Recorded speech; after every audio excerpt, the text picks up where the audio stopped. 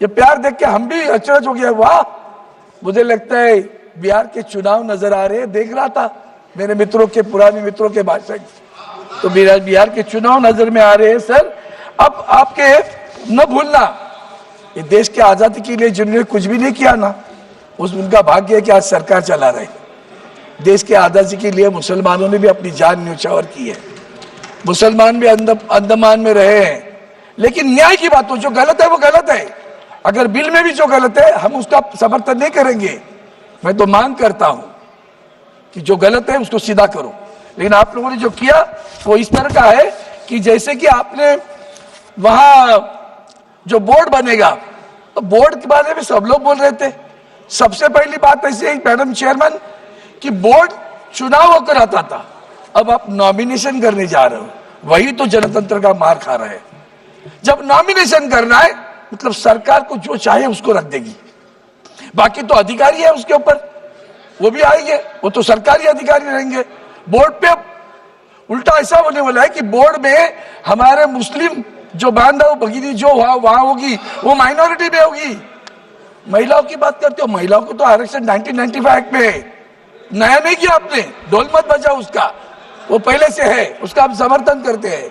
लेकिन जो दो लोग गैर मुस्लिम आप चाहते हो, हमारे मन में शंका है कि क्या आपने सही दिल से लाया है, जबकि आपको मालूम है कि बोर्ड पहले चुनाव जेल जाता था, आप नॉमिनेट कर रहे हो, और नॉमिनेट करने के बाद में आप क्या करने वाले हो, तो दो गैर मुस्लिम होंगे। मैं आपको विनती करता हूं, पहले तो शांति से सोच लो क्या कर रहे हो। आप एक तरफ कह रहे हो कॉमन सिविल की कोड की बात करते हो, और जब दूसरी तरफ यहां दो मुस्लिम गैर मुस्लिम हमारे वक्फ बोर्ड पे ला रहे हो। मुझे डर लगता है कि हमारे हिंदुओं के मंदिरों में भी कल गैर हिंदू अबर लाना चाहोगे।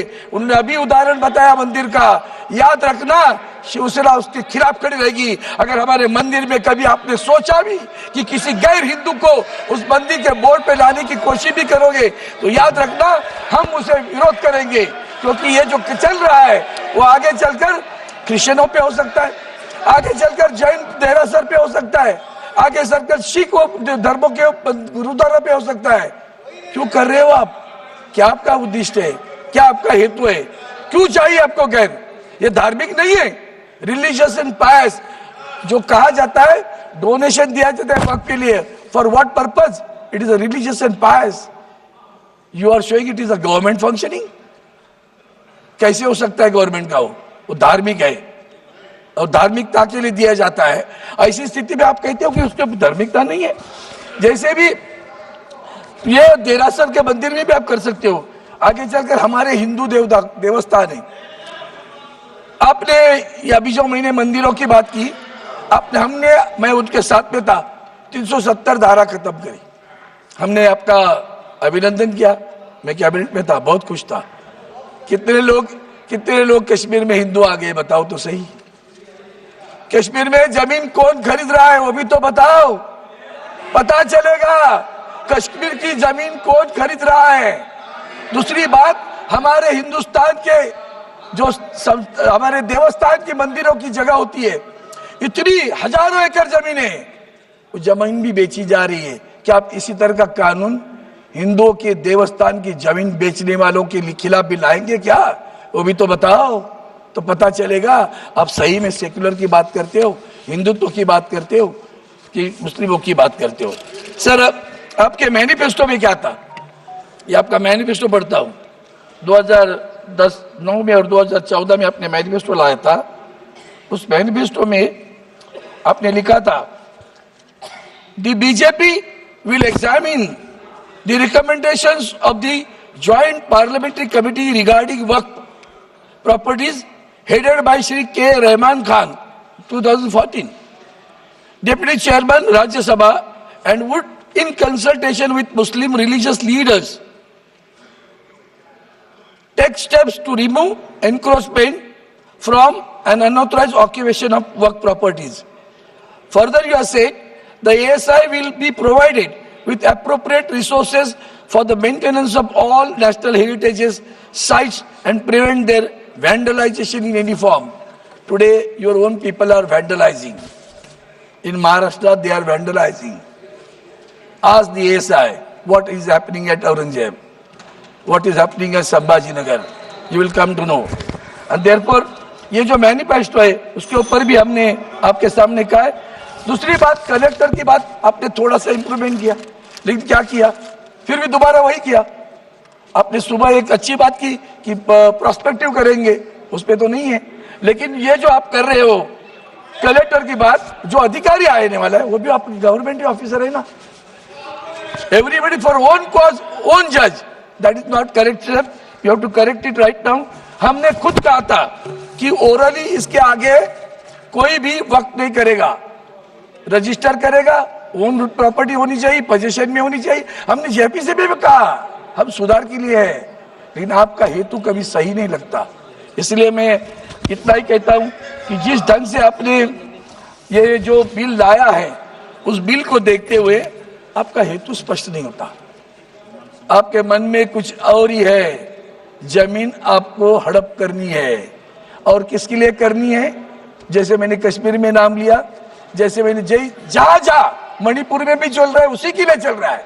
और किस किस लोगों के लिए चलता है, किन उद्योगपति के लिए चलता है, सभी को पता है. आपका उद्देश्य जमीन हड़पने का है, बाकी कुछ नहीं है, न्याय देने का नहीं है. इसलिए मैं आपको एक ही बताता हूँ, वोटों पे सच्चाई रहती है जहाँ दिल में सफाई रहती है. हम उस देश के वासी हैं जिस देश पे गंगा बहती है. आप लोगों के वोटों पे सच्चाई नहीं है, दिल में भी सफाई नहीं है. इसलिए तो बाद में राज कपूर को कहना पड़ा, राम तेरी गंगा मैली हुई, पापियों के पाप धोते धोते 1000 लोग मर गए उसमें.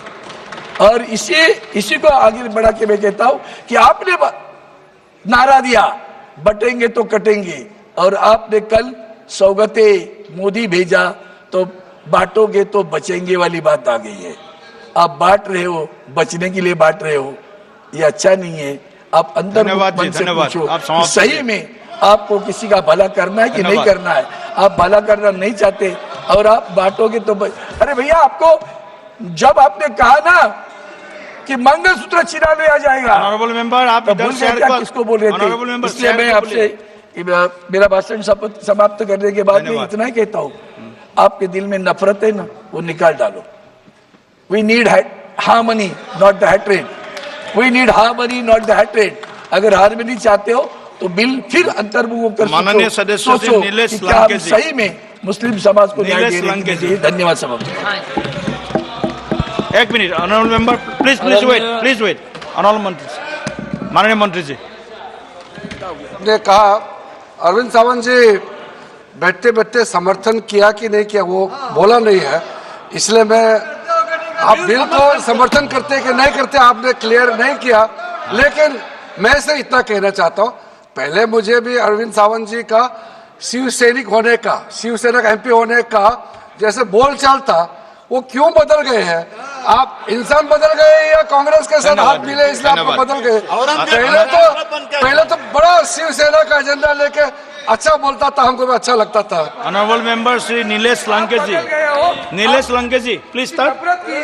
आप शुरू करो. ऑनरेबल मेंबर आप प्लीज बैठिए, प्लीज बैठिए, आप बैठिए. ABP माझा, उघडा डोळे बघा नीट.